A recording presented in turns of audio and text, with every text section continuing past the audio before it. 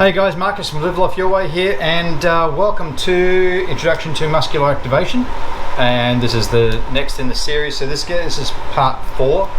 And today we're going to look at, referring to my notes so I can remind myself what we're looking at today. Today we're going to look at mid and upper back. So these are basic techniques for activation, mobility, same as all they have been. Look at parts 1 through 3. We've done core, we've done hips, we've done glutes. Now we're working on mid and upper back, and these are simple movements, but they really do come in handy and help the body to be able to be mobile a little bit better, repairing injuries, and it's a good progression before you get to your bigger lifts. All right, so let's get into it.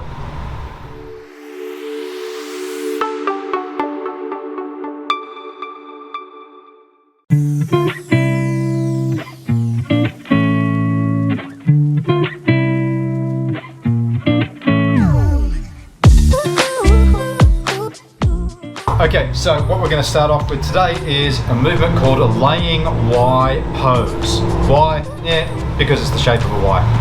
Yeah, I know, bad joke. So laying Y pose, you want to lay out your mat, you want to lay down on your stomach. Alright, so your arms are going to extend in front of you. Head down. So I'm going to keep my head up so that I can continue talking to the camera and you can hear me clearly. But normally you would put your head down. So we're going to, while keeping torso, hips, legs on the ground, we're then going to raise up, hands flat, arms are going to come out into a Y position, going to come forward and back down again and relax.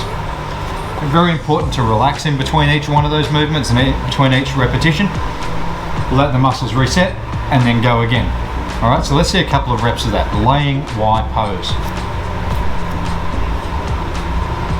Up, out into a Y shape, forward and back down. Up, out into that Y shape, forward and back down. Okay, so what's that working? That is going to work here, it's going to work through here, it's going to work core for stability.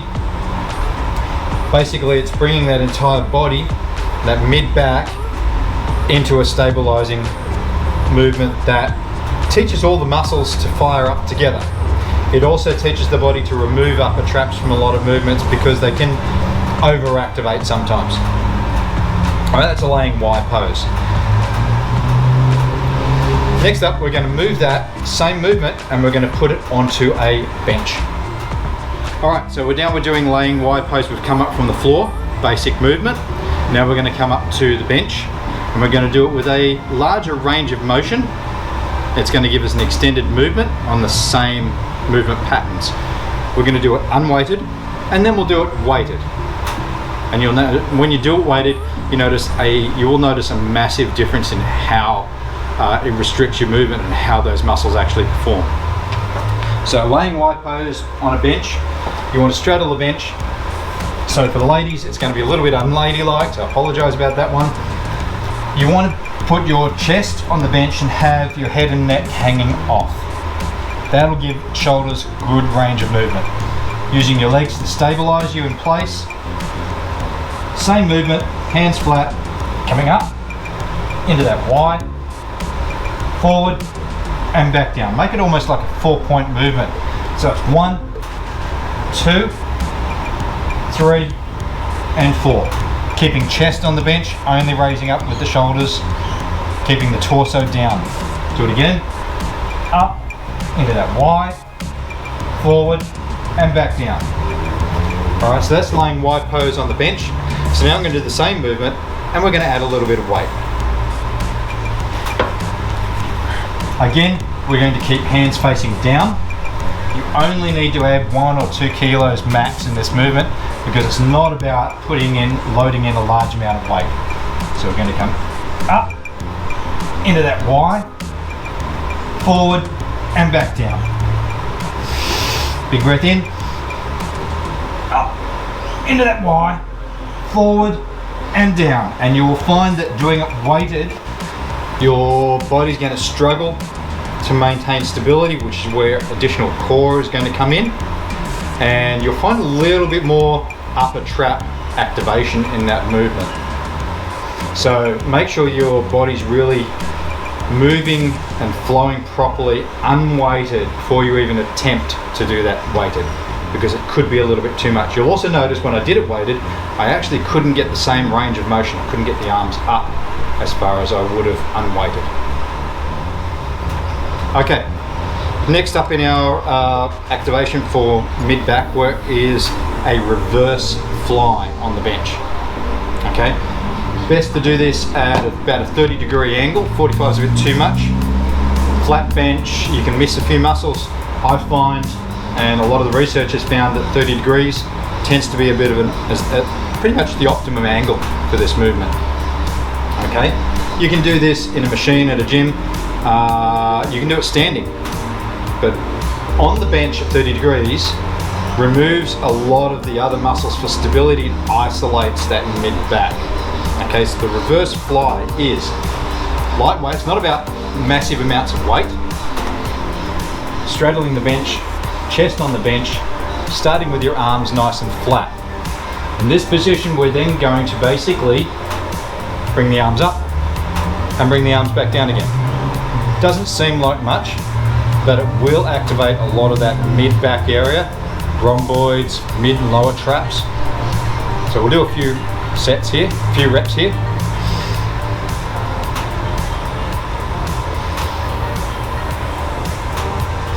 Big breath in and hold on each one,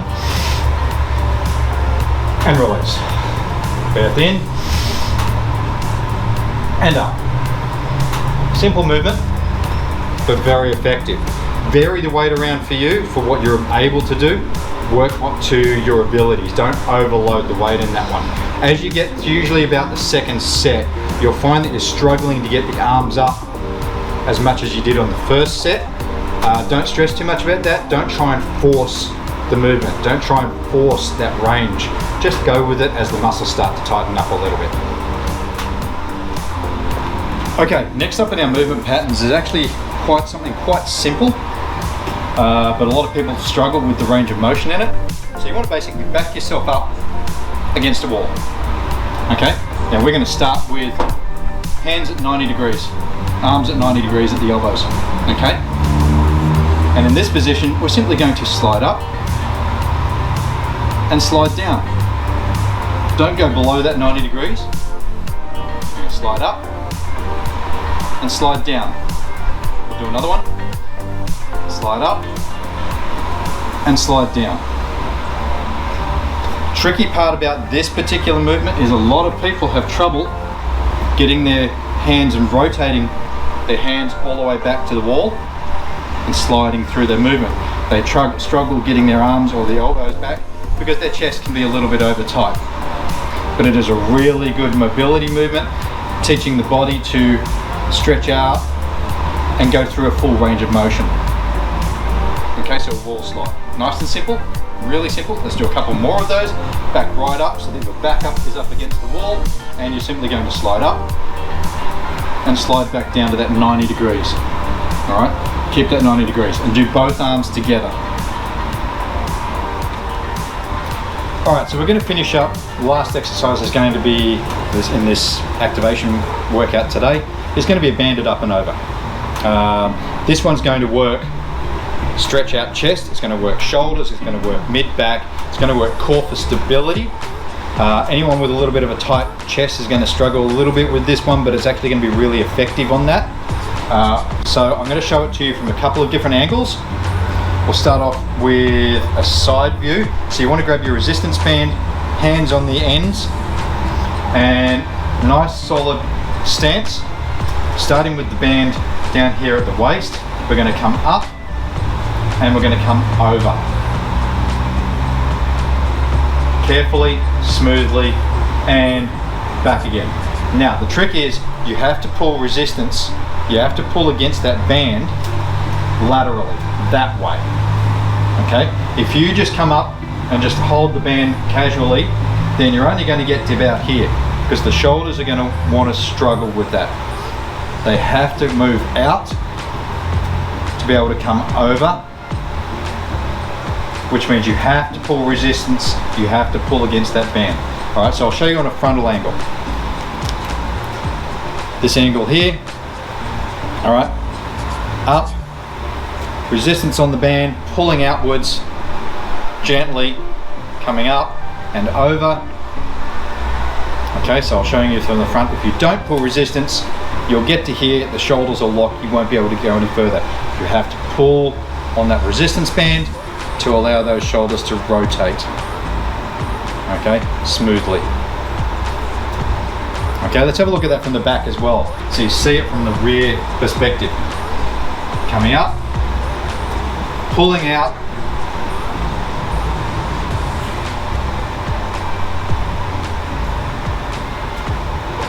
okay, if you don't pull that lateral tension, all right, it's not going to go all the way over smoothly. So it's going to work triceps, it's going to work chest, it's going to work shoulders, it's going to work mid-back, core for standing stability as well.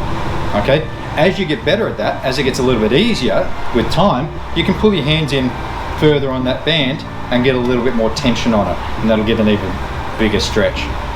Alternatively, you could get a heavier resistance band, but the lighter resistance band is a good way to start with it.